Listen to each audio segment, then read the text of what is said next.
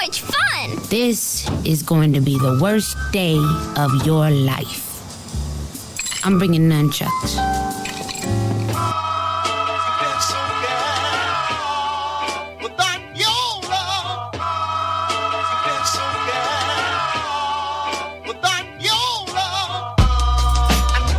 It's about to make a change. Do it with some soul and a little love change. Yeah, it's about to make a change.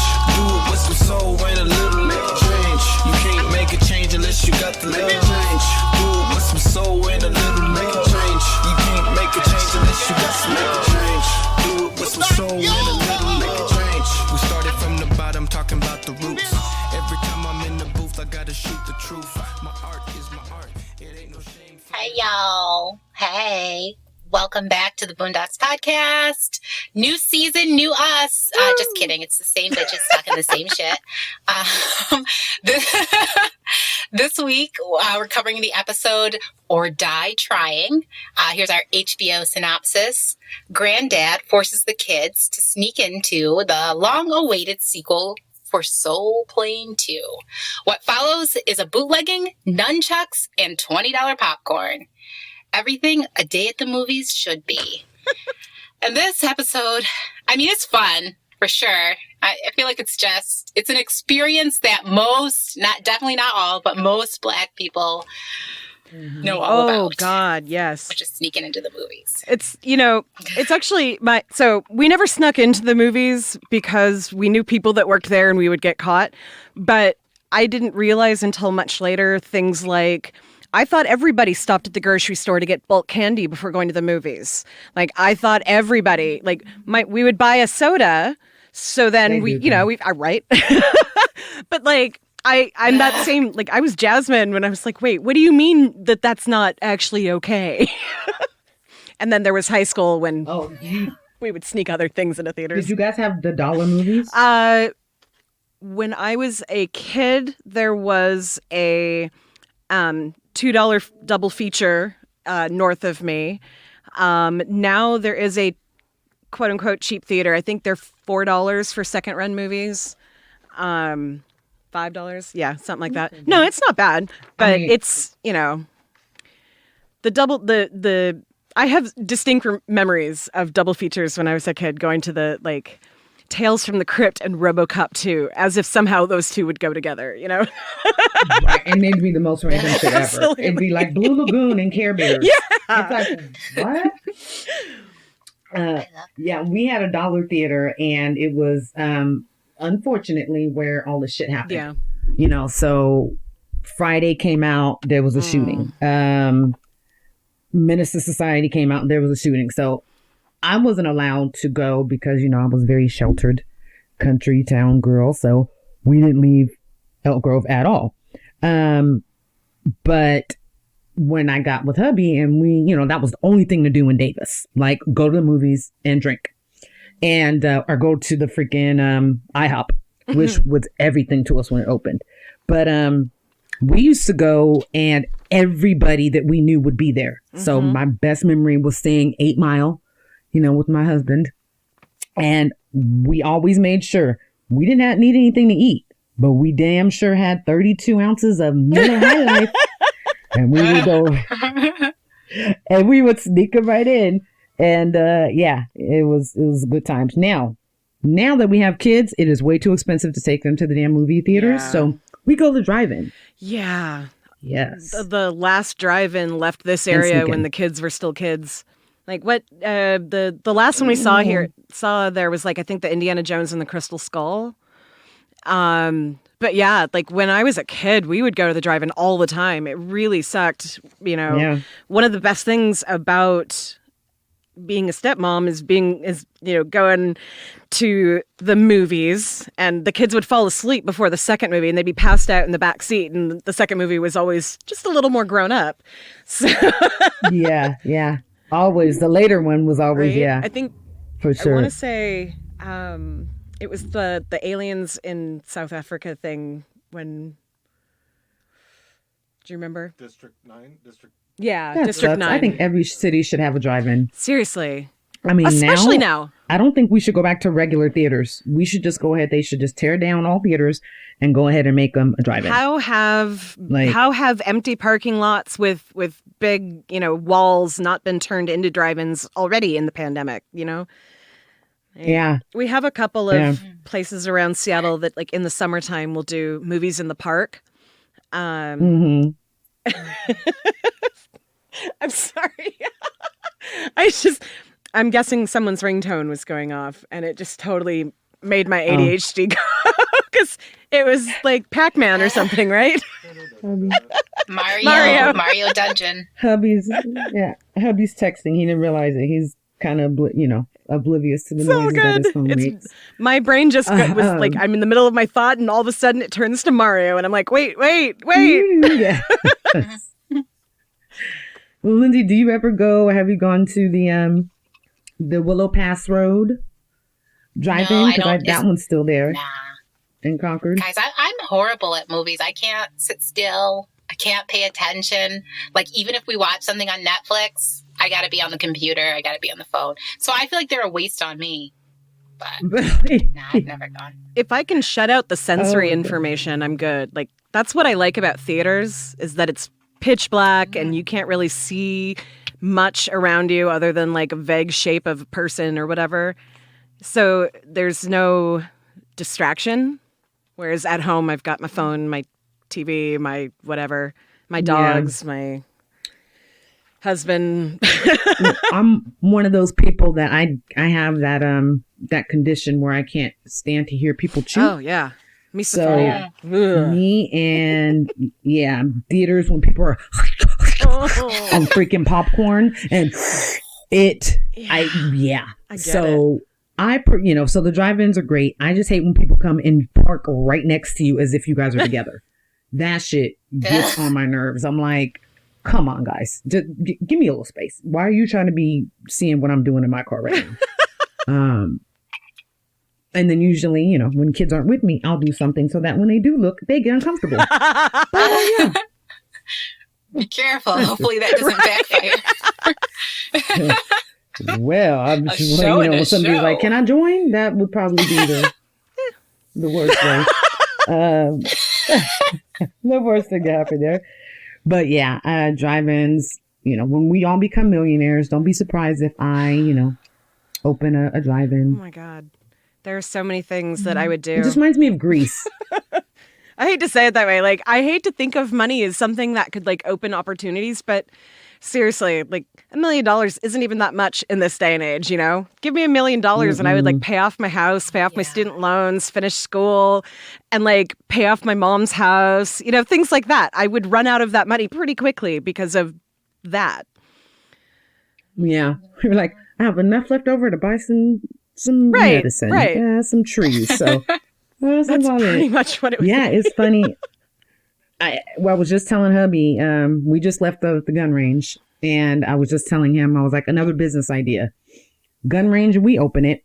There needs to be like just a room for newbies, a room for like the big guns. Cause I didn't shoot because there was a dude in there with like 3 freaking shotguns. And it just like, I couldn't do it. I could that boom. And I was just like, I'll record you. You go ahead and shoot. So I always come up with business ideas for things that bother me, like porn companies or, I always have that. Oh yeah, no, I get that.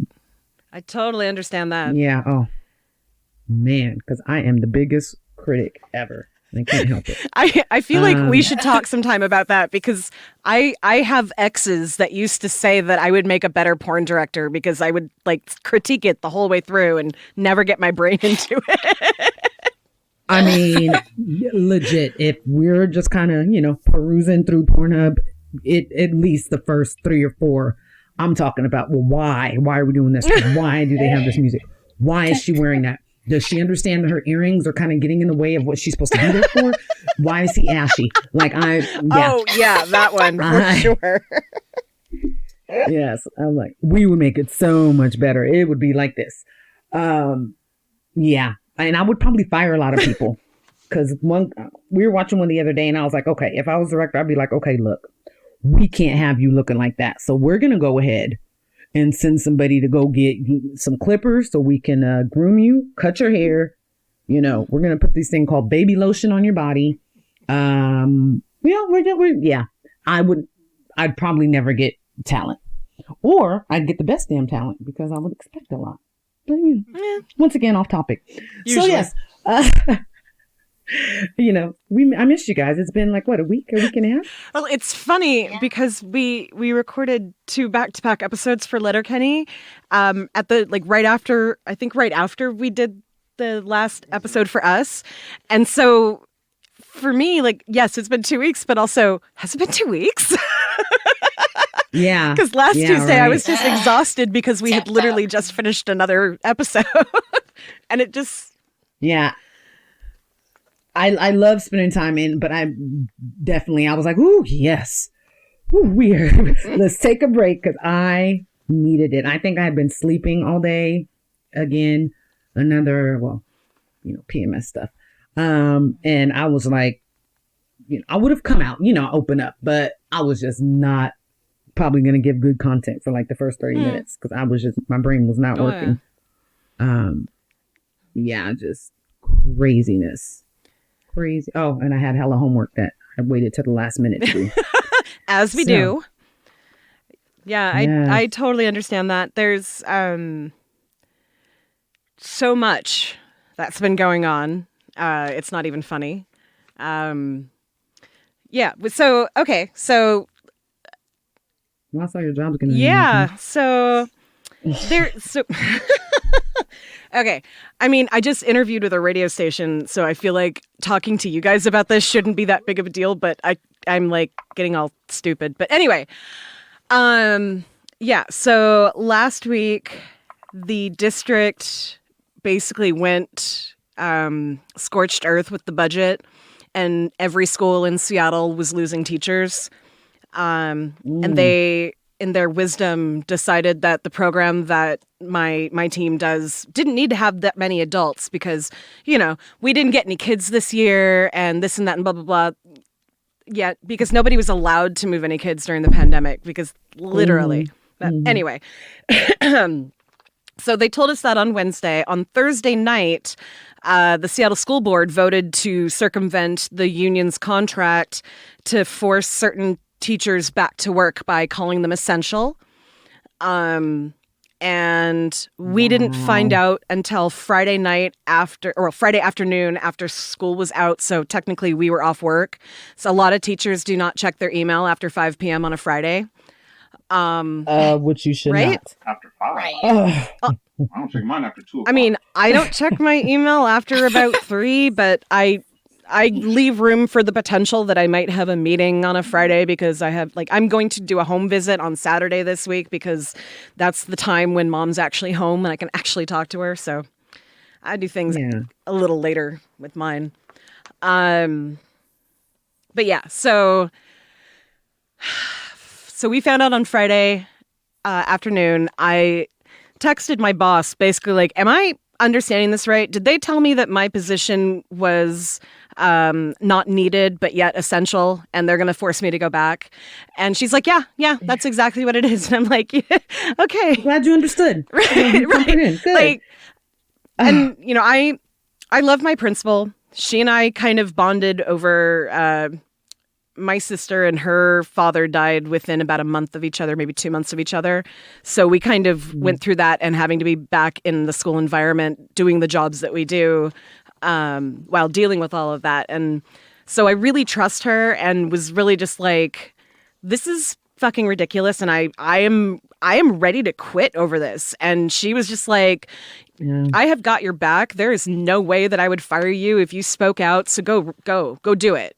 And so I spent the weekend writing this really long thing that, thank you, Dean, for helping me type up because I'm a writer by hand. And I posted it on a couple of our public school sites. And I don't know how many times it's been shared by now. It's a lot. On Twitter. Wow. And I talked to a reporter from KUOW, which is our local NPR station. And that part of that interview aired today, actually. Well, just a snippet. She's going to do more, and we're going to be talking more in the future because apparently she's wanted to talk to me for a while, which made me feel really good. Oh, that's Put it on awesome. Twitter so I can share it. Well, so I put the thread that I put on Twitter the other day was my testimonial. I'll get the link because I just got the link just like an hour before we met up. Dean, I actually have it. Okay. So Dean's going to get the link up for everybody. But yeah, so they're not just from that, but basically springing from that, friends of mine, the same. There are people in our community who started a thing back when we were striking last time, which I think was about 5 years ago. I actually don't remember what year we went on strike, but anyway, 6 years ago, something like that. So they formed this thing called Soup for Teachers, and they decided last night basically to get that group back together and petition Inslee to, actually prioritize teachers and do something about that. And between Biden today saying all teachers should be vaccinated, why are you not vaccinating your teachers? To Inslee finally saying, okay, yeah, so teachers, the current phase is open to you. Like literally in the hours right before this, the reason why I did not watch this episode as many times as I usually do is because I was getting my vaccine appointment. So the district wants to force me to go back to school once I am 3 weeks past my second dose of my vaccine, unless it's Johnson & Johnson, which I do not know what it's going to be yet. Oh, please don't take that. That is just ridiculous. 62% efficacy. It's something. It's something. 64. 64 is not that bad. It's basically like... No, it's... That's a Yeah, D. it's a D, but it's something. Right now, I've got nothing. Yeah. So something is better than nothing. Yeah, I feel like they... I feel like they should give healthy people that one, but honestly, at this point, put something in my shoulder because I want to get back to work and I want to scream at white people who think that teachers are being too demanding by actually wanting to, make sure we're safe. And all you guys want to do is stay home. That infuriates me that these freaking parents are saying that shit. Like, really? Like, you guys didn't choose it. You guys didn't make Corona. Like, it infuriates me. And I'm like, look, just because you're tired of staying home with your child doesn't mean that we need to go ahead and rush shit back. If I see one more group of parents and they're all from privilege land, oh, my kids are having emotional problems, which I'm sure some are, but you can tell that some parents have told their kids what to say.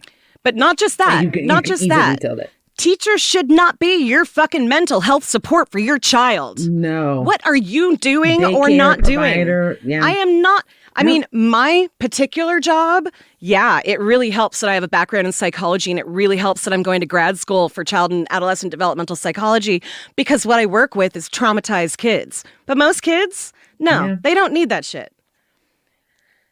No, I mean, parents need to fucking be accountable. They need a teacher who is a teacher. They don't need a teacher.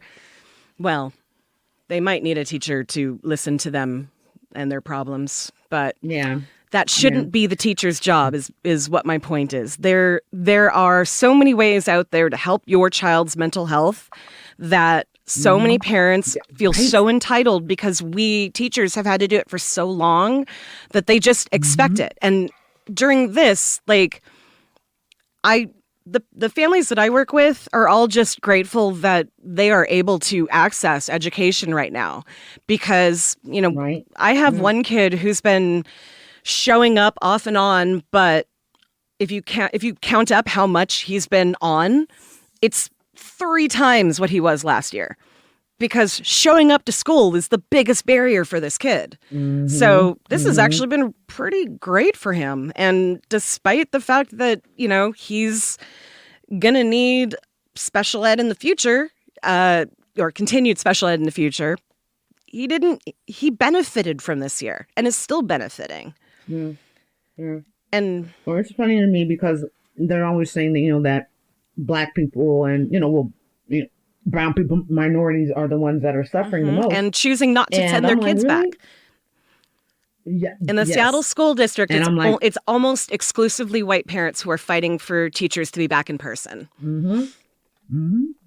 Yep. The rest of us are like, look, you let me know when COVID is no longer a thing, and then I will send my child back. I think especially with seeing what we've been through the last year, it's understandable to, okay, so my baby wants to go back fourth quarter so bad. So bad. And we're, right now we're thinking about letting him go back hybrid. But the class that he's in, because they put him on tracks, it's only 4 kids in the class. So I'm like, I may be leaning a little bit towards you going back because he really needs the social aspect. Well, that kind of a situation, that's great. Like the kids that I work with, the kids that basically the district is trying to use as an excuse for, we need to go back to school because of these kids. They are primarily black and brown kids, and they are primarily not wanting to go back. Like this is, okay, how do I say this? It's partially institutionalized racism, and partially we're doing this because we don't expect your community to do anything about it. If we did this to a different program, then we would get a lot of white parents who were outraged about it. But your program, no, they're all foster kids and parents who are just grateful that their kids going to school. So that's part of the reason why, if I could teach 4 gen ed kids in a classroom with extra space and all of that, that would be great. I would totally be okay with that. But those aren't the kids that I teach, unfortunately. And those aren't the kids that the district is trying to, dangle in front of parents and say, see, this is what we're doing for equity and our BIPOC community. And it's another agenda. Exactly. It's another agenda to keep us down. Like we're all becoming educated about who we truly are. We are exercising our Second Amendment rights. We are trying to become entrepreneurs. We're just trying to have more control over who we are in our lives. And that infuriates and scares so many. So they're like, all right, well, how else can we do it? We brought crack into their neighborhoods. They freaking, they went ahead against that. They started hip hop and gangster rap. We burned up neighborhoods and completely just ruined communities. They came through that. Like it's everything that they try to do to keep us down. We just get stronger and we keep, coming back. And so now I think education is their new platform, their new agenda. It's easy to lift up the white students and give the white schools more money because of the neighborhoods that they're in. And, it's all set up based on inequity. And they aren't doing anything about that before even all of this shit. And actually, so to tie it in with the show a little bit, since we are talking about a show here, there is, when they're at this movie theater and Huey, before sneaking into the theater, is talking to the guy working there. Yeah. And he was like, well, why don't you guys unionize? And so I want to play that clip because I know that Lindsay, you have some stuff to say about that. And since there's so much going on with my teachers union right now, I'm all about unions. So, Hey, man. You guys unionized and staged a walkout that quickly? That's amazing. Oh yeah, we unionized. Then someone called the corporate headquarters and they shut down the whole place, fired everybody. Oh, well, power to the people. Fuck you. Fastest unionization ever in the history Okay, of that was kind of creating beautiful. unions. But I laughed the first time watching it today because of everything that my union is going through right now, and the district is actually applying union busting tactics to get us to go back to school. And so hearing this, I was like, yeah, that if our district had the ability to completely fire all of us and start again fresh, they would. They absolutely fucking would, because it would be cheaper and it would be less anger and less of a fight to have all brand new teachers than people who actually know how to stand up to their rights, let's get a bunch of 25-year-olds who are just finishing their teacher credentials. They owe $100,000. They have it all $100,000 figured out. Yeah. And they, these kids will walk all over them because 25 and, junior high school age is not that big of difference. Right? You know what I'm saying? Like, I remember not taking my TA seriously at all. I was just telling a story to my son. I was singing Downtown by SWV. And he was like, you shouldn't be singing that song. I was like, Herbie, please. And Herbie Berry, I'll never forget. Instead of Mr. Berry, you know what I'm saying? But I knew that he was 25 and I was like a sophomore, I think. I was like, go somewhere. I'm going to sing this song. And that was a teacher, you know what I'm saying? But just that, like they think, the grass is greener on the other side, of course. But our educational system is so archaic and it is, like we said, there's no equity. And anytime that, it tries to be made an even playing field by maybe opening a charter school in a lower income neighborhood, everybody gets up in arms and that's not fair. And, they take one number and they make it seem like it's the number for everything, they have lower rates and lower passing or testing rates. And let's not get into the charter conversation though, because charters get abused so often, like not just like that, but like they abuse the system too. And so that they don't have to take special ed kids and that sort of thing. But like, I'm thinking of opening a charter school. I've had a good experience though. That's good. Yeah. That's good. Hubby works at charter school. That's good. So, believe me, I never considered that. I was like, my kids will go to a private school. I'll pay for their education or good old public school. Now I'm like, you know what? You guys belong to a community. And my husband's high school, they have a 98% graduation rate. Well, I'm sorry. 98% of the graduates went to a 4-year. Cool. Nice. Yeah, for the past few years. So it's like, if it's done right, it's created by Kevin Johnson. I don't know if you guys remember him. Nope. Basketball, ex-NBA player. He played for the Suns and then he was the mayor of Sacramento. Okay. He created the charter school system. But I definitely agree when it's done, when the community is involved, the parents are involved, then it can work. So Lindsay, what was it that you wanted to talk about with that clip? Oh, I just picked it because I was like, yeah, this is totally a fight the power kind of clip. I'm totally with it. And how people, everyone wants change and nobody wants to actually follow through with the consequences you might face, which is realistic, But I feel like your background story gave it a lot more weight.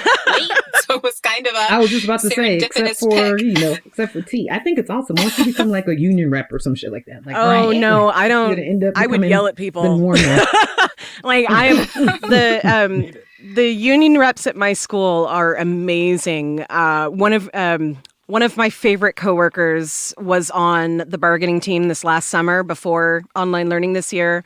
I don't personally know anyone who's on the current bargaining team because they rotate so that nobody gets burnt out on it. But I know that the two people leading it are both women of color who've been working in our community for a really long time, and I really respect them and the things that they believe. So I believe that they're doing right by me. Yeah. And, I will know more on Thursday because we have a union meeting for those of us who were affected by this, whatever, I don't know what to call it. This little backroom deal that the district made with the Seattle School Board and to get around it. Shenanigans, exactly. So I won't know more until after that, but I do know that our union has been polling teachers about if we would be willing to strike over this and that sort of thing. So I have a feeling that Inslee was just kind of waiting for an excuse to push teachers up because he felt maybe like at this point, I feel like he was like, oh, fuck, I really fucked up not putting teachers in. And now we're doing all of this shit to them. And oh, thank God Biden said something. Okay, now that Biden said this, teachers are now in the... You could do it. Yeah. So your governor isn't like stepping in. Like I know know that was the governor. Newsom that was is... today. That was Governor Inslee. He ran for fucking president. Okay. It's that same guy. And he several. I think it was like our state. Is it our state senate and our state representatives. Our state representatives wrote a letter to Inslee a couple of days ago. So like Premier Jayapal, Deborah Juarez. I can't think of who else. Those are just two that I know exactly. I read an article. Yeah. Yeah. I just read an article. So okay. yeah. So they wrote, this open letter to him like 2 days ago. And then basically over the last few days, since all of this shit has come down, in Seattle, he's been getting a lot of response from not just teachers, but families who actually care about their teachers, and so I don't trust politicians. I'm not going to give him props for fucking doing this. He should have done this in the beginning.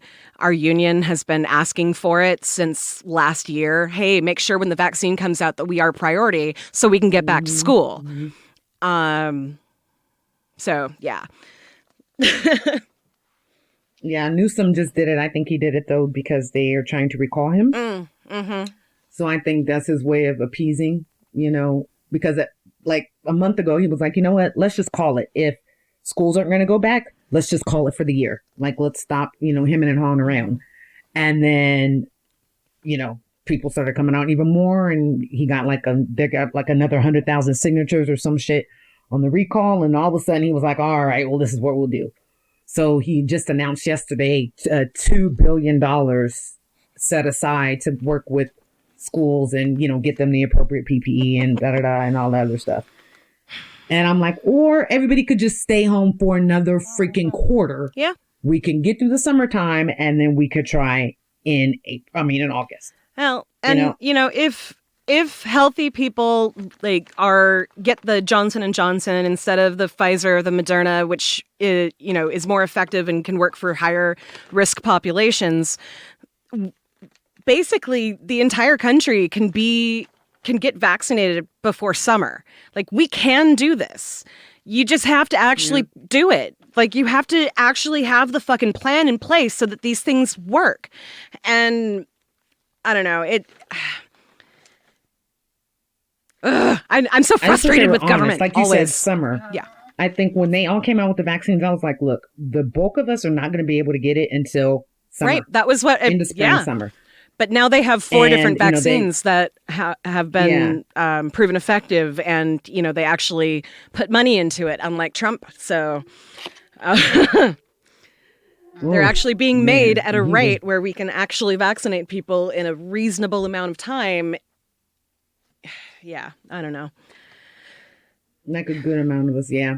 Yeah, it's pretty crazy. It's like the residual effects of what we're going through now. It's like it's going to be hard for us to get back to life when we still have, the leftover effects. Yeah, I just say, look, I'm okay with staying my ass at home another, 6 months or so. I'm good. I can do it. At this point, I want to get vaccinated so I can go back so that another teacher doesn't have to. Like, my co-teacher has a young child with immune deficiencies. I don't want her to have to go back into the classroom and then take it home to her kid.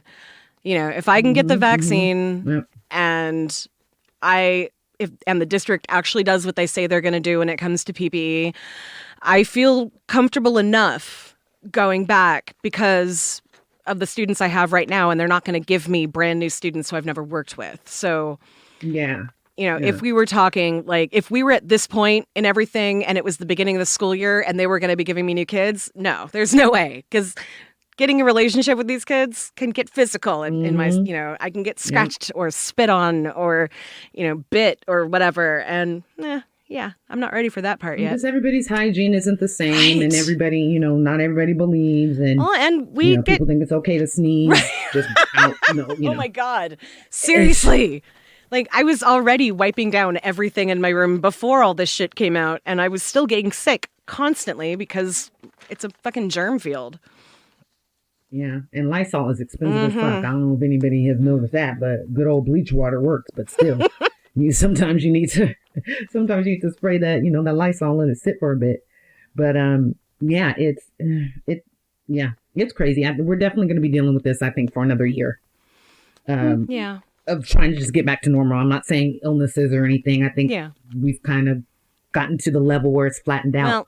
but with new variants popping up every other day. And that's why people need to get the vaccine right there. The variants are popping up because we've let it go on too long without actually doing the things that are needed to make it go away. So, like, So, like, vaccines are our last hope. Like, shit, Texas, today, no fucking Trump in sight except in Florida at some, Nazi rally. But, like, Texas today, they completely lifted all mask requirements, all sanctions. Like, restaurants can open at full capacity anywhere in the state now. And their numbers have not gone down. They've maintained, Georgia, but that doesn't mean shit. Tell them nothing. Right, exactly. Yeah, this is why we're in trouble. I mean, in Florida, but we know Florida's crazy. Like their thought in Florida is like, well, we've already had it. Like we've all already had it, so it's no big deal. Like literally, that's how Miami's cracking just like normal. I know somebody who I had to mute on Facebook because they were like, I got COVID. I'm not going to get the vaccine, and I'm like, oh. Bitch, come on. I was like, no, you don't even have the excuse of like systemic racism in, testing medication on black people as an excuse of being like anti-vaccine. Yes. Like, we're not going to talk anymore. yes. Oh my gosh. We can continue talking about all the bullshit that's going on still. But, so have you guys seen Souuulll Plane? No, actually, I have not. What? I know. Are you guys? I think serious? Dean's. I think we like when the first time we watched this, I was like, "Did you watch it?" And he's like, "No, did you watch it?" No, okay. At some point, we should probably watch that. We didn't do that. We should totally do like a Zoom movie night. It is okay. It doesn't need a Souuulll Plane 2. Like that would have been absolutely horrible. Look. I'm going to admit, I thought Souuulll Plane was funny. Okay. I was very proud of Kevin Hart for what he did. Did it have a lot of stereotypes? Yes. But it's funny because it's true.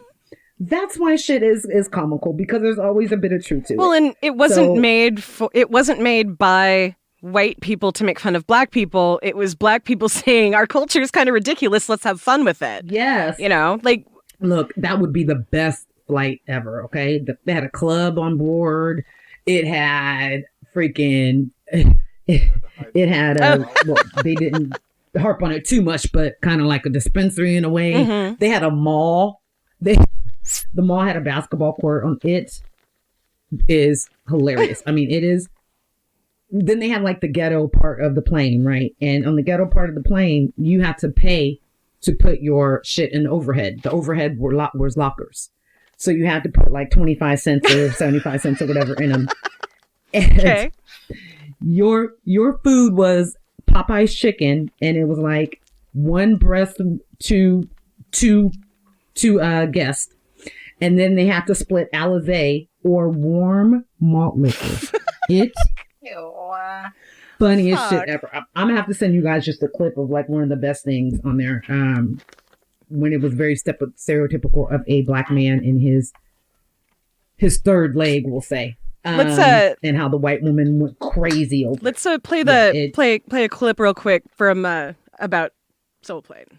Can't see Souuulll Plane? Why, little baby? Because of the types of stereos or something. Types of stereos? Oh, no, little baby doll. This is a good theater. They have THX. You mean stereotypes? Stereotypes? In Souuulll Plane? That's nonsense. Say, how about we tell your daddy we saw something else? Okay. Right? She liked it until she thought she was doing something. Well, I mean, I'm going to say this. Jasmine got on my nerves this episode. I wanted to go, little girl, if you don't shut. I mean, yes, Jasmine was kind of a little bitch in this one.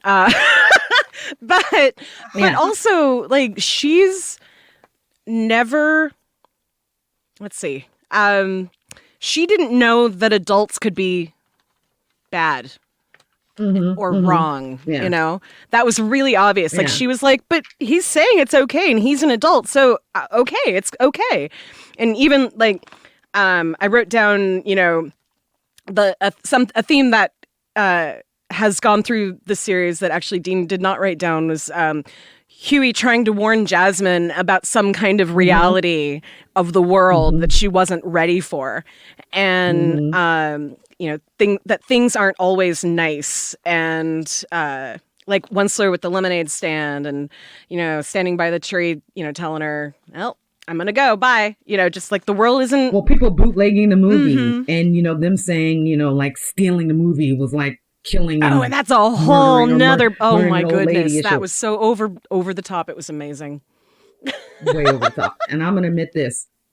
For probably a good 5 years, we had a bootleg man. His name was Repo. And we had every damn movie that you wanted. Now. Allegedly. Allegedly. Okay, Squirrely Dan. Yeah, these are some neighbors that I heard about. No, mind you, yes, you heard people talking. You saw people standing up inside the movie. You heard people going past me the chicken. And, but and anyone that was like too horrible to watch, we would just go ahead and, go pay for it and watch it or whatever. But for the most part, oh yeah, we definitely saw. Allegedly. I mean, some blockbuster hits. Dean and I sometimes go to Canada in like a couple of minutes so that we can watch something we want to watch, but. Oh, that's right. Because with a VPN, you could be anywhere. Right. Yes. Although we use Canada a lot because of Letterkenny, but also. Oh, Dean, I forgot you know that, so you need to help me set up a VPN because I feel like my 62-year-old mom when I'm trying to do shit like that. Oh yeah, he's definitely the guy to talk to about that. I actually you know how to get on the dark web. I had dark web. I had a question, and I asked Dean, and he couldn't think of anything. I was wondering if you guys could think of. So when you would see those ads back when they would make them for, don't steal this movie. Are you stealing this movie? It was almost always like on a VHS cassette or when DVDs first came out and, you could like burn things and transfer information back and forth. And when streaming first started, not streaming, but like Napster or whatever was the movie version of that.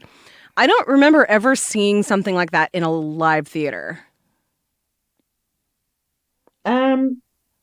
There was occasionally. It wasn't as, dramatic as what was shown in, in the show.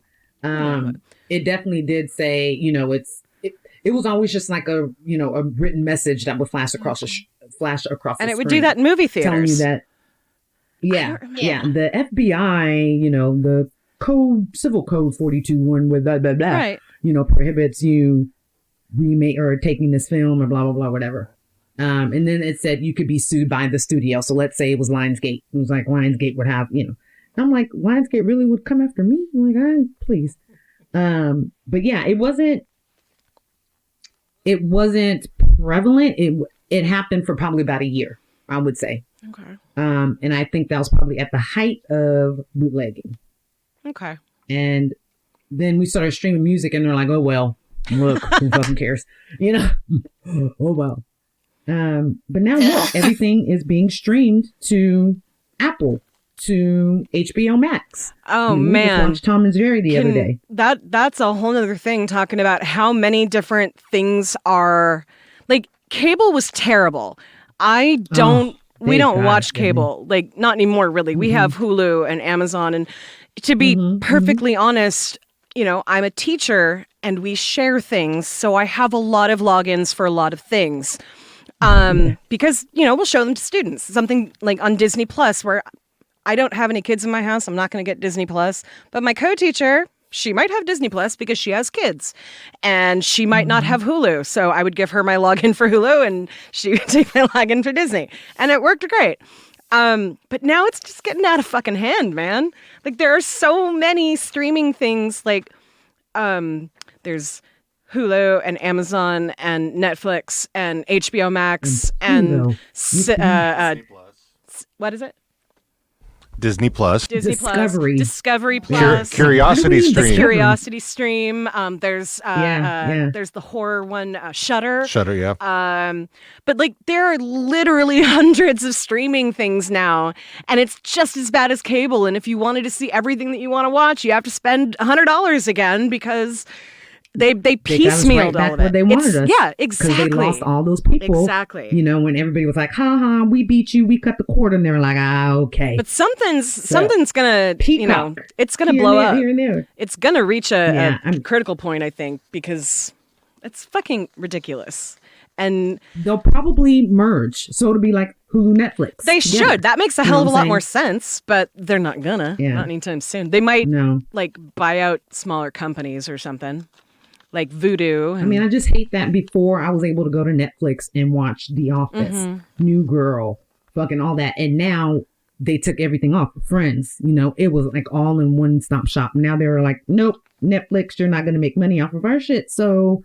Now you got to get HBO Max. Now you got to get NBC and CBS has streaming and God, I don't know why that's the thing. Good Lord, who watches CBS like that? Well, apparently a lot of Trekkies. Yeah, I have not seen the new Star Trek, I will admit, but I am a huge Star Trek fan, so I have. I am in the market for somebody who might have a CBS access login. I do. Oh, and the new Equalizer is on it, and I really like Queen Latifah, and I want to support her by watching the show, not by paying for it. Right. I will write that part. And that's like Granddad. That's all he's doing. He wants to support the movie. He just doesn't want to pay for it. Or make his own fucking popcorn. So that lead into that, because that is some bullshit right there. I honestly never thought about bringing, like you joked about chicken. I've never ever thought, I never thought about sneaking in food. It was always like candy or something like that, you know. Mm-hmm. I'm like, where are we going to go? We Taco Bell. Look, give me my purse. Let's put your bean burritos in there. You can take your drinks. And maybe I'll buy you, you know, a $7 freaking box of candy that is 99 cents at the Dollar Tree, maybe, if we didn't happen to stop. But it's fucking ridiculous. Like, it's really ridiculous. But girl, I'm telling you, I've been in a, you know, movie theater and I'm like, is that potato salad? Did I smell? I mean, I get weirded out when I can hear a can opening, like someone's like cracking open a can of soda. I'm just like, dude, could you be any more obvious about it? Okay, so that was me. And what was the movie with Jada Pinkett, Tiffany Haddish? Oh, yeah, Girls Trip. Yeah. I took 3 Tecates and I was in there like, shh, this is the middle of it. And the only man in that theater was with his wife, and he was Mexican, and he looked over, he's like, you have another one? And he's like, Tecate, you have another one? I was like, yeah, I'll go ahead and share with you. But yeah, that was me. I was in there just That shit cracks me up. Yeah. I do not have the guts for something like that. Like, I like to be sneaky and totally. Well, I'll sneak in like. Take a pot I'll get roast. I'll take in like the little mini bottles of wine or something. Like, especially if we're going to Cinnabar, where I can buy a glass of wine and then just pour my wine into the glass and it stays full. Mm-hmm. Right. But yeah, no. And they're walking by like, how does she still have fucking? I haven't touched it. I'm sorry. I'll get to it. I'll get to it. I'm just letting it breathe, you know. Yeah. I thought that was really cool. What is it? The Studio Movie Grill opened up out here, and everybody was like, "Oh my God, it's a restaurant!" You know, it's really cool to be able to sit down, look at a menu, have somebody bring you your food, you know, during the movie. Mm-hmm. But that's just expensive. Yes, like you get your regular movie tickets, and then you get like a Applebee's, you know, 2 for $40 dinner. But you are guaranteed that there are no babies. There are no kids that should not be in there because they're probably carding everybody on the way in like they do at Cinnabar. Yeah. You can, like, at least at Cinnabar, like, they literally let the lobby, they turn it into almost like a little bar where you can hang out for hours. Yeah. That's what they used to do in Movie Girl too. Yeah. So it's an experience. And, you know, all of those years when the kids were taking us, right? All of those years when the kids were making us go to the really, really terrible, like, Hannah Montana movies and shit, like, it was really nice to be able to go to one that they could not go with us. I mean, And just all the adult movies, although, I mean, all the kids' movies, even though they're really made with adult jokes and like they do that on purpose so that parents will take their kids. Right. But man, I would have definitely liked to see a couple movies that I was like, oh, that was garbage. Baby Boss. Oh my God, worst movie. I have not seen that was one. horrible. I would have definitely loved to have been drunk for that. Actually, I think we were I know at the drive-in. loves it, though. So never mind. I take Really, that. Lindsay? I've never seen it either, though. Just like all my friends love it. Oh, Baby Boss 2. It is trash. It is not. I don't understand the appeal. I mean, it's what was that movie when in like the 80s? Was that Look Who's Talking? Yeah, Look Who's Talking. Love it. It's like, I love that. It's like that, but animated. Like it was funny when it was a kid with an adult voice. It's not really funny to me when it's animated in the same way. It was Bruce Willis. That's right. It was Bruce Willis's voice. Talk like that. I really feel like babies talk like that. I'm a full-grown woman, but I feel like babies are in utero, and with John Travolta and Kirstie Alley's voice. Oh God! Back when both of them were. You make me want to watch that movie. Less problematic. That's where the Scientology started with them. That is where the Scientology started with them. That's funny. Ah, yes. And John Travolta, if he does not let go of that toupee, let it go. I actually feel like, I think it was like he dyes his hair. I don't think it was a toupee. Okay, this is going to sound funny. I saw him on a TikTok, and I'm trying to remember, but I think his hair was all gray now, but unless he changed the color of his toupee, I think maybe that's just what it was, that he was dyeing his hair. He was wearing a maybe not a full one, maybe just like a little, that could be. A little piece to make it thicker up top. That could totally be. And I think since his wife has passed is when since he's really just been kind of like, all right, let's embrace it. I'm not, what's his name? John, what was his name? Both his kid, one of his kids. Barbarino. There you go. One of his kids and his wife have both died. Like he's been through some shit. Scientology. Got to put it in an angle more. It's too bright. What? He actually very nicely. He looks really good. He looks good like that. That's not now though, is it? That's not the look that I'm talking about though. That's okay. He looks good. It's 2019. So 2 years ago. Yeah. Okay.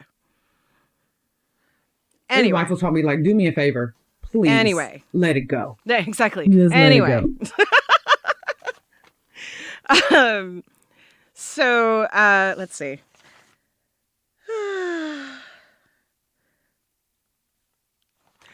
We'll do that one at the end. The whole popcorn. We were talking about popcorn. Yeah, I got distracted, but also I was trying to figure out like what else was No. Can we talk about Ruckus for a second? I mean, does he have to be everything? Thank you. I was like, how many jobs does this man have, first of all? Right? And why does he get positions of any kind of power in these jobs? And then always wants to just take it to the extreme. Call the FBI. Like, what? Like Homeland Security. Yeah, I mean, okay, you got that theater needed to be shut down. The food area was disgusting. Oh my God, like, seriously. that was definitely an F. I would have been like, Granddad, like, I don't want to put that on my food. Ew.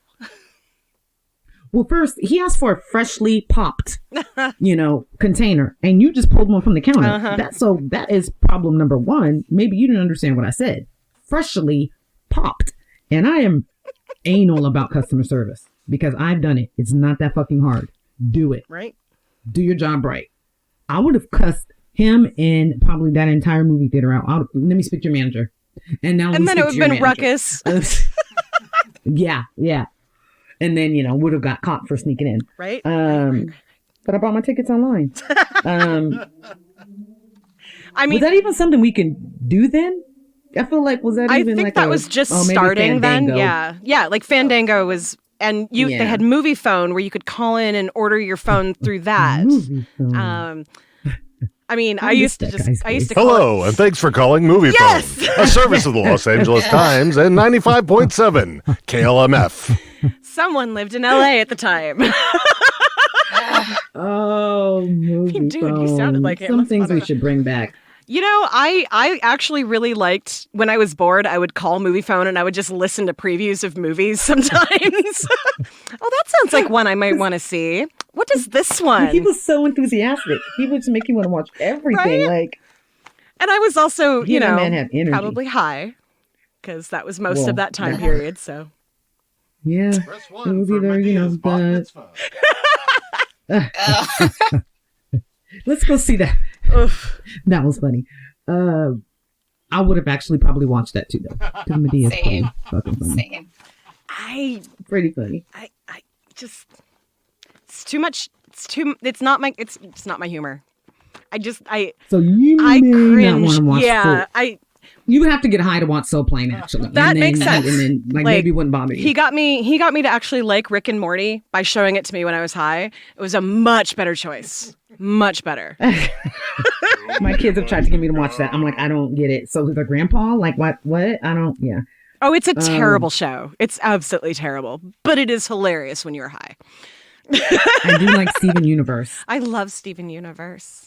Steven Universe is the wholesome content that my 5th and 4th and 3rd graders, when they get into it, it's just like this beautiful light turns on in their eyes. But it's just, it's a bigger the story. anime like Hearts it and relates Stars. to today. Yeah. It's really cool. This podcast I listen to called The Read. It is, they talk about, you love The Read, right? Oh.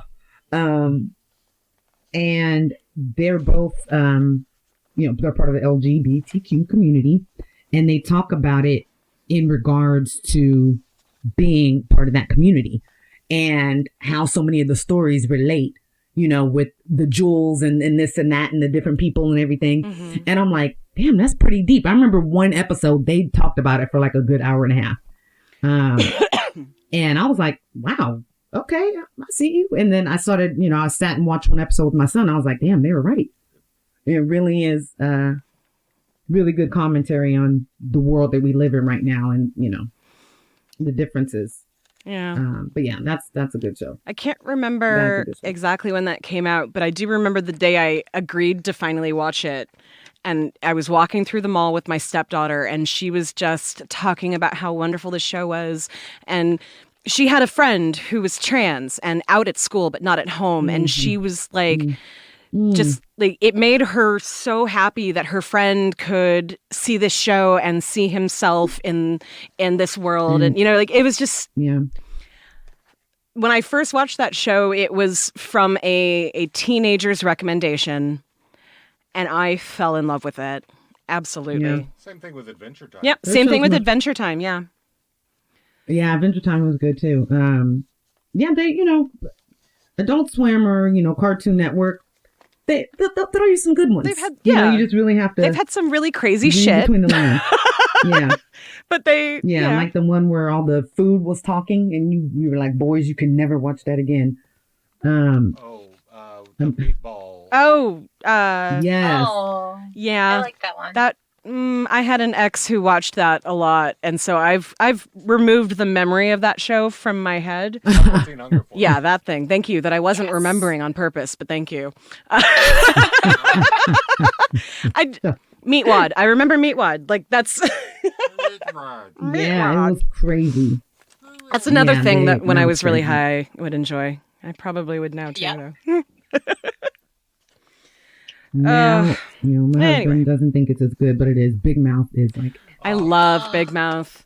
I love that Big Mouth has been so... Like, when they realized that they were maybe doing something that was a little bit, like with having a white actress voicing a black character, the way that they handled that with changing to a black voice was so amazing because...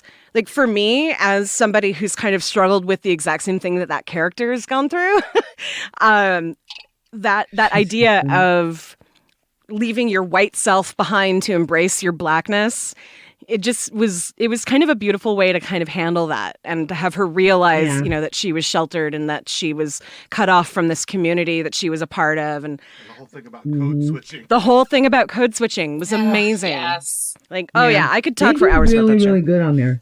They do really good on there. And it's funny because they're all like really just kind of, I don't want to say sick in the head, but damn near comedy. Mm-hmm. Like,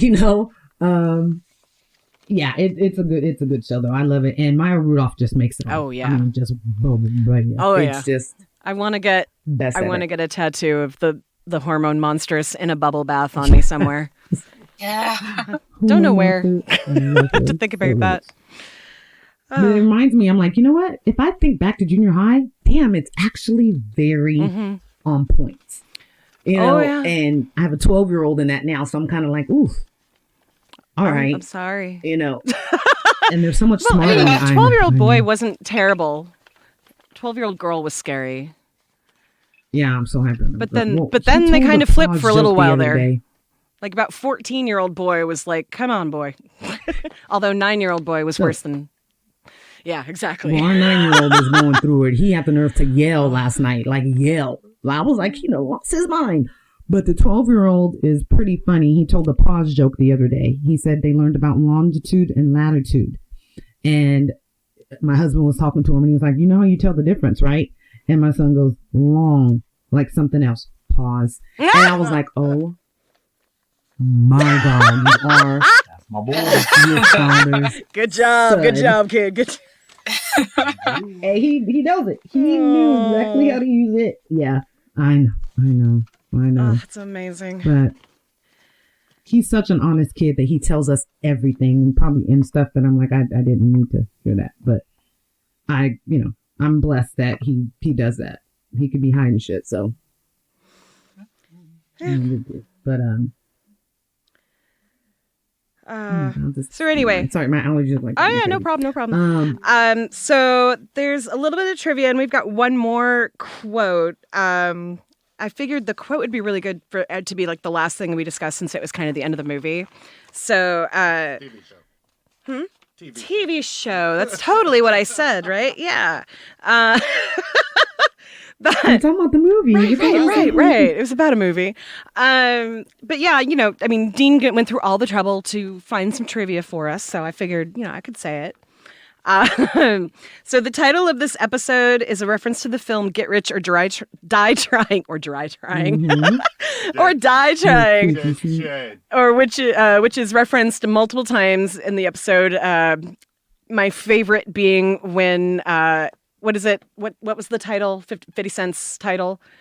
Air Marshal 50 Cent. Air Marshal 50 Cent was like, I love how he was supposed to be like a Wesley Snipes, right? Like but he was 50 Cent. Like that was his yeah. Because everything 50 Cent acts in, he is 50 Cent. Pretty much. I'm not mad at his come up though. I mean, he's creating great content. Yeah. Who would have thought that? Seriously. 50, who got shot and who murdered Ja Rule's career, is going to become. Then Ja Rule did it again to himself. Oh, I mean, Lord, he just murdered like one song. He murdered him, and I was like, nope, don't like Ja. I hate you, Ja Rule. I hate you. But yeah, that I was curious why that was the title of the show and like what that had to do with it. Have you seen the movie? I haven't seen Okay. that one either. I haven't actually seen the movie, Okay. but yeah, I've heard that before, and yeah, It's we actually should a watch pretty that good movie. Yeah. It's a good movie. Had you guys seen the Tupac movie? Which one? His I guess it's a biopic. Oh no, not yet. Oh yeah, you guys have to see that one too. That was really good, but it just makes you really sad again. Like it definitely puts you back in '96. But it just he was such an amazing soul, and just to see his upbringing and everything. So yeah, so you guys got to watch Souuulll Plane. You've got to watch Get Rich or Die Trying, and you got to watch the Pop movie. We'll have a movie marathon at some point. All right. Black movies referenced in Boondocks Marathon. Yeah. Another piece of trivia. Obviously, John Witherspoon and Gary Anthony Williams, who are Granddad and Uncle Ruckus, respectively, reprised their roles from Souuulll Plane in the parody, but that also was Snoop Dogg and Monique, not 50 Cent. Yeah. Yeah. And then the other piece, you guys have to see it. that the movie advertisements are the parody of the Who Makes the Movies anti-piracy campaign that was going on for so long. Mm-hmm. Where it was like that stagehand was talking. That was like, Stuntman. I think the funniest ones of those that I've seen, though, are before porn. I'll be honest with you. Don't steal porn. Okay, baby. All right. Yeah. I promise I'm not This was doing recorded that, This was recorded in Chatsworth, California. You know, it's always something like that. But that was similar to what was shown in the theater. So it was that like non-piracy kind of, bull crap there. That makes sense. Yeah. You guys, oh my God. John Witherspoon and Souuulll Plane. You guys have got We'll see it. We will, I promise. Okay. Yeah. All right. And then we're not friends anymore. All right. So, MJ, you had one more quote that you wanted to highlight. So we'll go ahead and play that. That was great, Granddad. Boy, I wish we could have seen the end of that movie. I don't know. I feel bad for leaving Huey and what's her name? They knew the risks, so they might do a little time. We see them when they get out. Doesn't seem right. I'm going back and turning myself in. Turn yourself. Granddad, look, come on. I mean, I love Huey. Almost like a brother, but what's done is done. Almost we got like to a let brother. go of the past. If he don't come back, can I have his side of the room? Oh, come on, Granddad. You supposed to be setting a better example. I love how he says, I love him almost like a brother. Almost like a brother. Yeah, that was my favorite part of that. Riley would be the worst for you to do a crime with. He would be the one in First 48 that would like be hella hardcore and then all of a sudden just snitch and just tell everything. I wonder, would he though? Like, he's so anti-snitch though. Like, well, maybe not snitch, but make sure that he doesn't get as much trouble. Right. Yeah. Like, I could even see him accidentally snitching. Like, I ain't gonna tell you that so-and-so did it. Oh, like that kind of thing. I could absolutely see that. I wasn't even with them anyway. I got out of the car at the 7-Eleven before. Like, what? You just told. You just told. Yeah, I could see that. I did want to quote, Riley says it a lot, but I always think it's funny when he's like, oh, nigga, you gay. Mm-hmm. So, I know, not appropriate now. But when, his brother sat next to him in the movie theater. And that is definitely a guy thing. Like, I remember going with hubby and his frat brothers, and I was like, why are there 6 seats between all of us? We came together.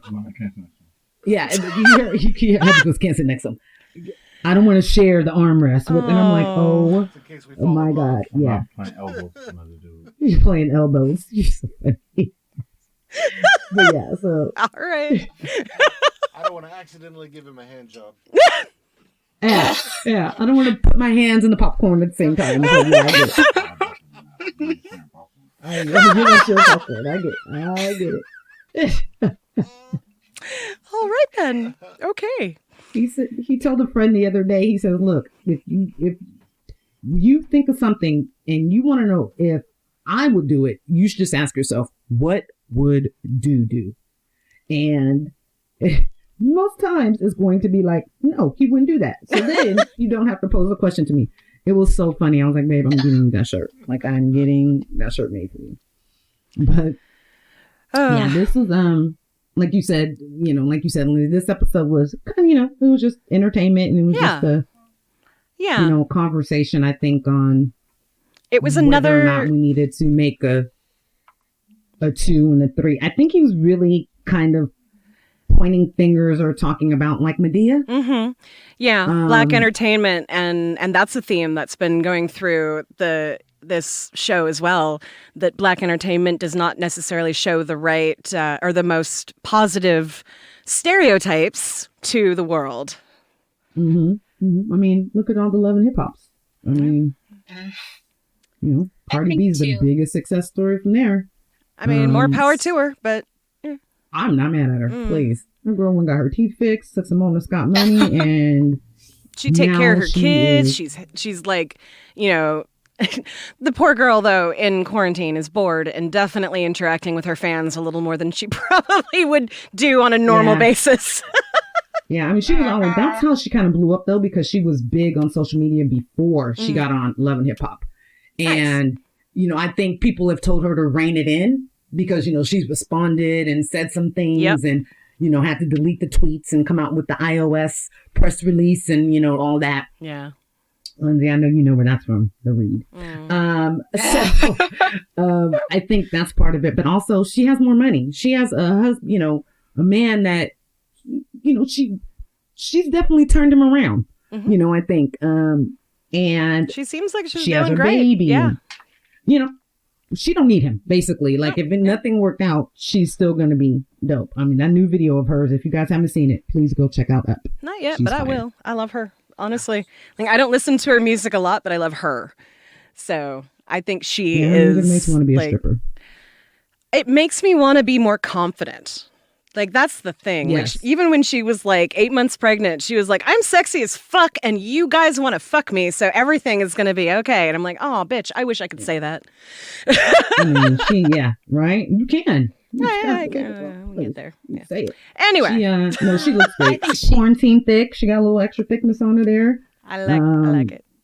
She's dancing a little bit. And, you know, and like I said, all her music makes me want to just like hit the strip club. Be it like Magic City or something. On that note. Take yourself too seriously. Love her. Yeah, exactly. So is there anything else you guys wanted to talk about the show, or should we go to our resident white man? Let's go to the white man. The white man. The white man. We're on the dark web. That should be your opening every time before you do it. Hello, I am the white man. Welcome to White Man Phone. So today's white people question I got from a TikTok video that I saw, and what I put in here is a slimmed down version of it, and it's basically, you know, the full question was, if a civil war were to happen, how would you know what white people to trust?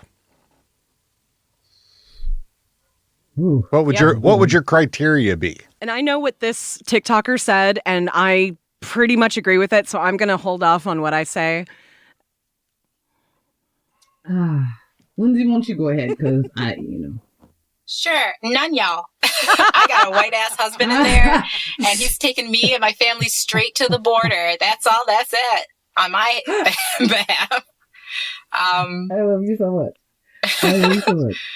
Oh, yeah. So I would trust those that I have been cool with. We say when the zombie apocalypse jumps off, we have our friend Chris, who is this just big corn-fed white boy who knows how to do everything. And so we're like, you know, we'll be with you. And I'd probably go for the ones that are a little, you know, residents of Florida, let's just say. Those type of, you know, like.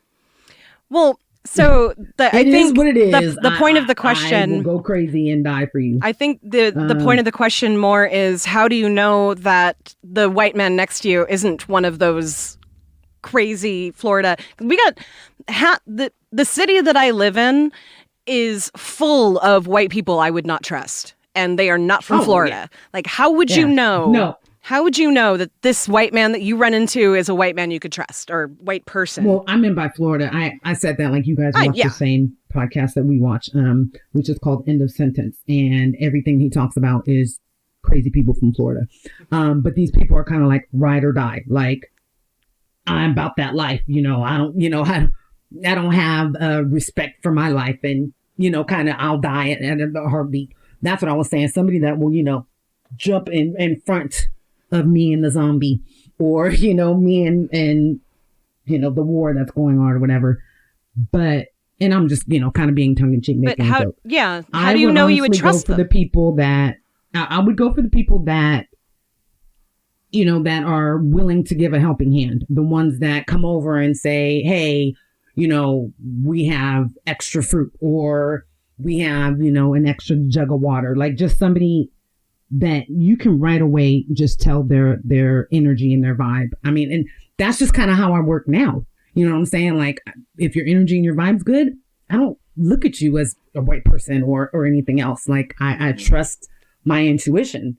I I wish I could. But my I'm also intuition, going to keep my firearms handy. right? Because My intuition over the last few years, I've realized that it wasn't very good because I got rid of a lot of white people out of my life after the last few years. And like, I look at this as if I don't know you right now, I'm not going to trust you, period. Yeah, well, yeah. If this broke out tomorrow, it's not going to happen. But what this TikToker said. because so many of them, they just felt like it was okay for them to just come out and, Trump helped them to come out and just Right. But all this that's stuff not even that, that. though. Like, even before that, just when Black Lives Matter started, that was before Trump. And you would start to see that then. Like, I'm talking about, like, the last few years of my life, I have trimmed people who I thought were friends, like, long time, like, people I've been, my best friend from high school. We are not friends anymore because she thought that kneeling was disrespecting the flag, and we could not have that conversation. So, it's what this person said that really kind of resonated with me was basically they would have to walk up to me with a gun in my face, look me in the eye, and say, "We both agree that I could kill you right now. Agree? Yes, we agree. Now, I'm not going to kill you right now. Okay? I'm putting my gun away. Now," he'd have to say something like, "Come with me if you want to live. Show me. Gotcha. I'm not going to kill you. Can you trust me? Are you going to trust me? Let's go." So that's what this TikToker said. No, I get that. I get that totally. I'm just saying that's what this TikToker said. And I can see that. Like, right now, I am absolutely of the mind of, if I do not know you right now, you are not going to be on that list of people that are going to become my trusty sidekicks in the apocalypse. It's just not going to happen. Yeah. But I feel like it would have to be somebody that, probably somebody that we've known from college. Like, I feel like anybody that I've known from that time period that we're still cool with, I'd be, okay. I wouldn't have a second thought. Some of the people that I've met over the past couple years at the resort that we go to, yeah, nah. Not gonna do it, because you were the same ones that had, the MAGA hats and, the Trump signs and, and felt that you were empowered to say idiotic things, So yeah, honestly, what I think if that were to happen, I think Black people, Latinos, Armenians, you know what I'm saying? I think it would be all of us against the whites. I think that's what it would really be. And it probably wouldn't be too much of, "I trust you," or too much crossing over, intermingling, because, by that time, if something happens, there's no trust anymore. The rest of us feel like we are not important to the rest of this country. So I think that's probably where it would be. Yeah, I'd probably try to make a friend with these 1%ers that have these, bunkers, though. Trying to make a friend with somebody. I don't know. There were some pretty idiot 1%ers in Texas who everything ran on gas, which was powered by electricity or something. Like, it was ridiculous shit because they didn't ever think that the apocalypse could include cold. So what do you guys think about solar now, huh? What do you think about solar? Because you guys would have been okay. But all of our solar panels and windmills, they froze too. Yeah, because you didn't winterize anything because you thought it would never fucking happen. Yeah. Again. 10 years after it happened before. Almost to the day. Anyway, do they have water back yet? There are some parts that don't. No, there are some parts that don't. Like, I was reading something, and not just Texas, but like there are several places in the West, or in the Southwest and the Southeast that are, like, there was something, I think it was Jacksonville was one of them. Let's see. Louisiana? Hold on. I'm staying my black ass right on the West Coast. The worst that'll happen here is we'll break off and float into the ocean, and then we'll be on our own, so we'll be all right. I believe that. Let's see. Texas is still having trouble with drinking water. Most of Texas, it looks like. 7 million ordered to boil. Wow. But sorry, I'm not close to it. But there was another one. I'm not finding it right now because everything just. And Ted Cruz is like, let's go to Cancun. Fuck that shit. He's total shit. Anyway, Lindsay, tell us. You were going to say more there a little bit, and. Oh, it's just, like even learning from like early slavery, like how the slave trade got started and shit. When people have material gain on the line, they get real funny. And this goes beyond race. It's not a white or black thing. It's just like, listen, if I know Ted Cruz is looking for 4 good black slaves and I see Lindsay and her sisters coming down the line, hey, and I'm a black person, I'm going to go sell out Lindsay so I can make a run to Mexico. You know what I mean? You can't, to me anyway, you cannot trust anyone in those situations, sadly. But I'll do you. Like, even like you were saying for intuition, I would love to say it works all the time, but people, even if you're intuitive, you can only intuit what a person kind of gives off in their energy. Yeah. And there's a lot of people who know how to fake that energy they're giving off. So, y'all do you. Not just sociopaths. Just They're good at. Yes, they're good at it, but it's not just sociopaths. It's people. It's people every day. Yeah, it's your mother. It's your mother is not a sociopath. As much as you want to blame like something like that on that, no, your mom's just a flat out racist. And she tried to hide it for a long time, and she's one of those people that the most recent resident in chief that is no longer there didn't bring out, but like enhanced. Yeah. And part of it was probably Ken dying when he did, and your aunt and the proximity there and her family. But anyway, yeah. On that nice and depressing one last note. off-topic thing I wanted to ask you guys. Okay. Did you guys watch the Britney Spears documentary? Not yet. No. Oh my gosh. I have to watch it. I've got too much going on to take on the emotional weight that would be watching that thing and processing the behavior and actions that I contributed to during her time. Thank you. You are taking the words right out of my mouth because that's what I felt. I was totally into it when she got the umbrella. I totally was like, ooh, you cheated with Wade Robson. That's exactly what I felt when hubby came home. I go, I really feel bad for, Perez Hilton was my shit.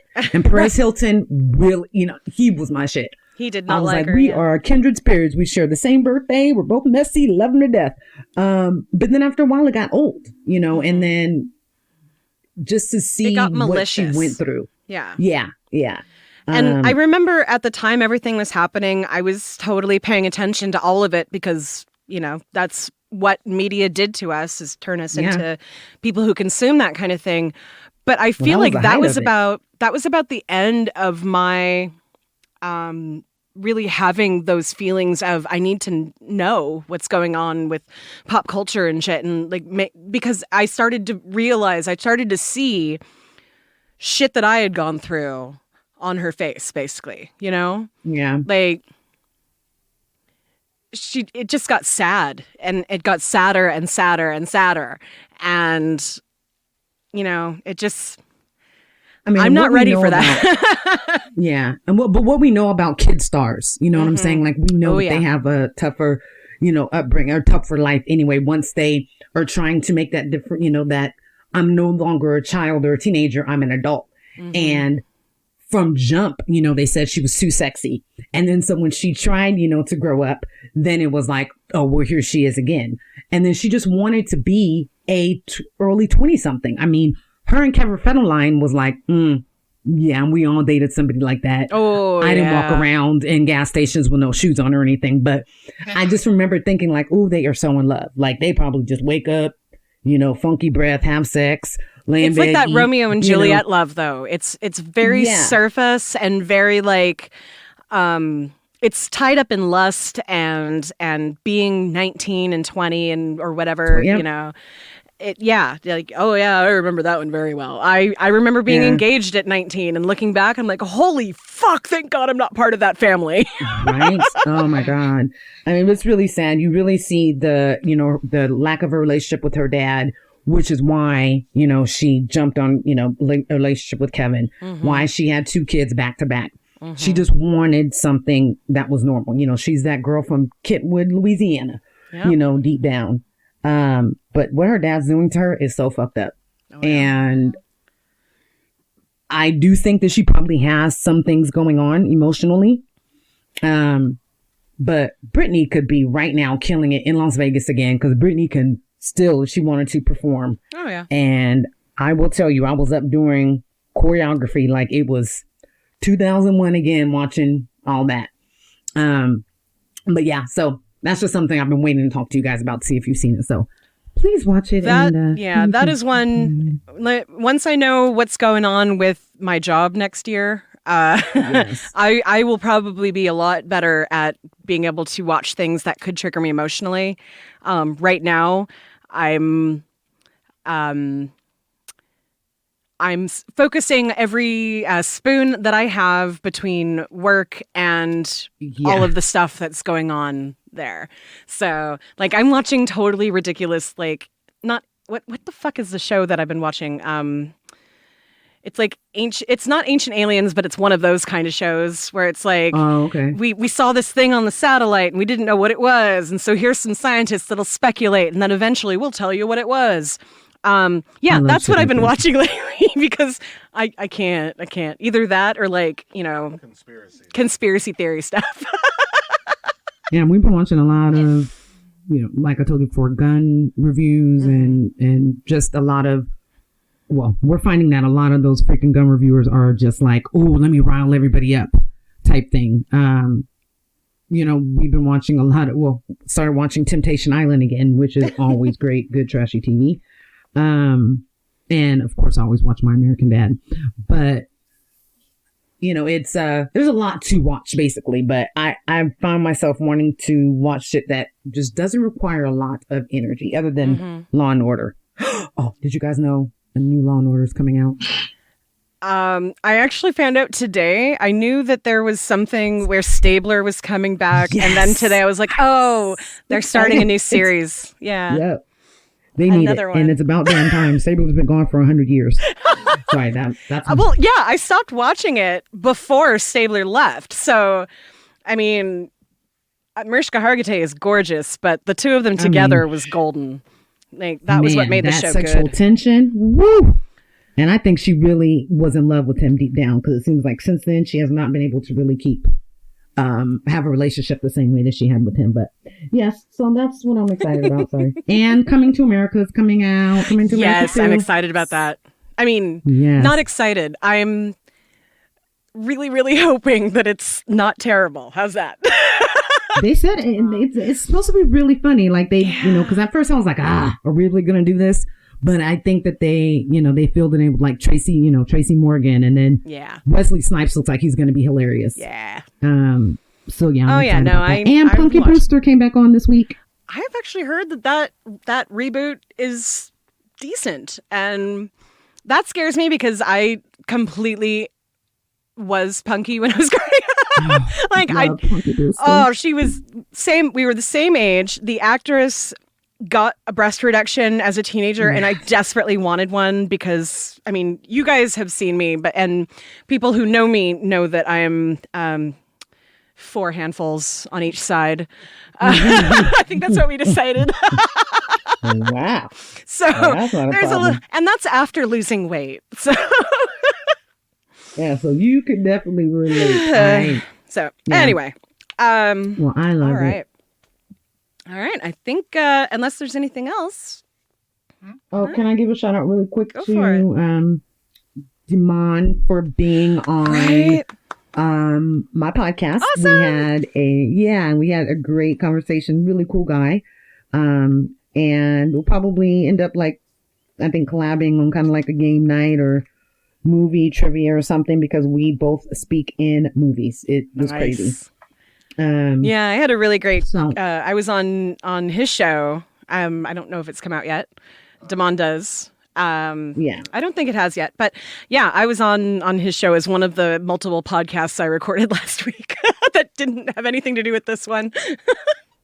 Well, isn't it nice? I was on a LinkedIn podcast last week. Nice. And yeah, really good. Just kind of gave me a whole new audience. So I'm having some people hit me up and I'm like, okay, I don't need that cannabis. Yeah, thank you. Everybody has to do with cannabis, Oh, do you packaging? I can do your banking. And I'm like, nope, that's not what I do, but thanks. But it was really cool opportunity. And I just, I think collaborating with other podcasters, one, we know it helps to grow your brand, but then it kind of helps you to build, just a little kind of pod family. Right. So, and to be perfectly honest, I don't know a lot of Black people, and it's really exciting that I'm getting to meet Black people because of this show. And I know that sounds funny, but like the Black people I know are people that I work with and people that I've known through roller derby who don't live in the same city as me. So I've got work people and then people in Texas and people in California and, the East Coast, which includes you guys in California. It's just really cool how, I know Dean can attest to this through Twitter. Like you really kind of create these relationships in this network. Yeah. And I think podcasters are really kind of, well, some of them are kind of cliquish, but overall, they're really supportive of, everybody being able to have their platform. So it'd be really cool if we found like another, all female pod to maybe collaborate with or do something like that. So get on it, Dean. No, I'm kidding. So yes, but miss you guys. All right. Miss you too. See you soon.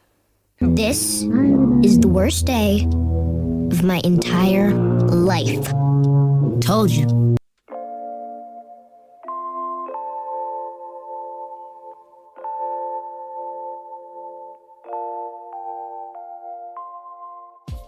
Hey, thanks for joining us again as we make our way through the trials and tribulations of the Freeman family. We hope to see you back again next time for Tom, Sarah, and Usher? Want to know where to find us on the social medias or where to subscribe to the podcast? Just head right over to www.theboondockspod.com/links. Have a stupid white people question you want to leave us? Email us at host@theboondockspod.com or leave us a voicemail at 760-933-8636. That's 760-3-UNDO. Shout out to the artists who've created our intro and outro tunes. Our intro is #MakeAChange by KIRK. You can find them on Spotify, iTunes, and Tidal. Our outro is Good Times by Audio Binger. You can find them on freemusicarchive.org and YouTube.